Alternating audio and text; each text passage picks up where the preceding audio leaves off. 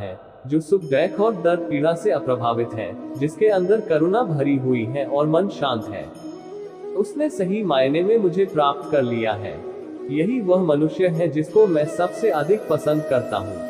इस विशाल संसार में तुमको केवल कर्म करने की छूट है, इसके अतिरिक्त फल की इच्छा और स्वार्थ सब निरर्थक है। ये सोचकर कभी किसी काम की शुरुआत मत करो कि इसका तुमको कोई फल मिलेगा। बिना किसी लालसा के कर्म करो। जो आदमी मुझे हर चीज में देखता है और मेरे होने के एहसास को अनुभव करता है, वह मेरा सच्चा भक्त है। ऐसे भक्तों से मुझे प्रेम है। इंद्रियों का काम ही है भटकना। जब कोई मनुष्य अपना मन उनके पीछे छोड़ देता है तो समझ लीजिए कि उसने छेद वाली नाव में सवारी शुरू कर दी है, जिसका डूबना तय है। ऐसा कोई नहीं है जिसका सदियों से अस्तित्व है, और ना ही ऐसा कोई है जिसका सदियों बाद अस्तित्व रहेगा। यहाँ कुछ स्थायी नहीं है। वह सभी चमकदार वस्तुओं में प्रकाश के स्रोत के रूप में स्थित है। वह सभी प्रकार के अंधकार से परे और अव्यक्त है। वह ज्ञान का विषय है और वही ज्ञान का लक्ष्य है। वह सबके हृदय में विराजमान है। तुम उसी को देख पाते हो जो तुम हो, और तुम वही जो तुम देखते हो। मैं सभी के घरों में निवास करता हूँ। मेरी ऊर्जा सभी जगह समान रूप से वितरित है। जो मुझे पहचान लेता है उसको मैं भक्ति रस प्रदान करता रहता हूँ। मैं सर्वनाश कर सकता हूँ, मेरे रुकने की वजह मेरे भक्त है। जिस दिन मेरे सभी भक्त मर जाएंगे, मैं सर्वनाश कर दूंगा। जो व्यक्ति अंधकार से मोहित होकर अपने कर्मों को अंजाम देता है, मैं उसके खिलाफ खड़ा होता हूँ।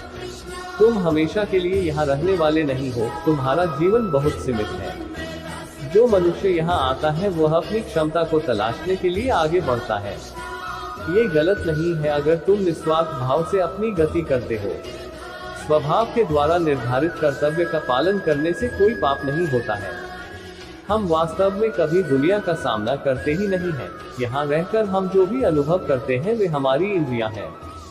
तुम केवल अपने कर्म पर नियंत्रण कर सकते हैं। तुम्हारे कर्म के परिणाम का तुम दावा नहीं कर सकते। हारने का डर, असफलता का भय, कर्मों के साथ भावना जोड़ना सफलता की सबसे बड़ी बाधा है। ये विचार मन को अस्थिर कर आपकी क्षमता को लुटता है। स्वार्थ से जुड़े कर्म आपको दुनिया में कैद करते हैं। व्यक्तिगत लाभ के बारे में नहीं सोचे और निस्वार्थ भाव से काम करें। अपनी इच्छा शक्ति से खुद को नया आकर दो। अपने आप को कभी स्व इच्छा से नीचा मत होने दो। बुद्धिमानी तुम्हारी चेतना को एकीकृत करती है और कर्म के फल के प्रति आसक्ति को त्यागने में मदद करती है। दूसरों के सुख दुख पर कोई यदि इस प्रकार प्रतिक्रिया देता है जैसे वे उसके अपने हैं, तो उस व्यक्ति को सच्चा आध्यात्मिक मान सकते हैं। मैं हर समय से यहाँ पर था। ऐसा कोई समय नहीं है जब मैं यहाँ नहीं था। मैं समस्त भूत में भी विद्यमान था और समस्त भविष्य में मेरा विद्यमान रहेगा।